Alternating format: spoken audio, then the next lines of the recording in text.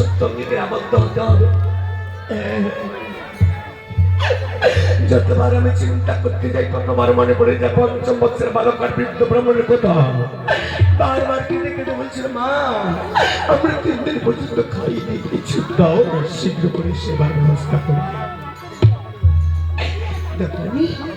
এই আমি কথা দিচ্ছি, ত্রিসপ্তঙ্গীকের আবদ্ধ কথা দিচ্ছি, তুমি যা চাইবে আমি তাই দিবে তোমাকে।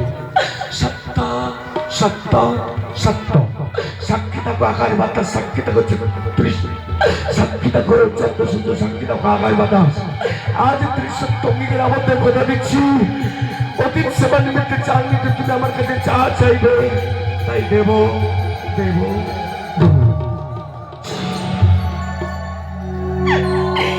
দোকানি এইবার তো বিশ্বাস হয়েছে, দাও না দোকানি, আমাকে কিছু চাল দাও।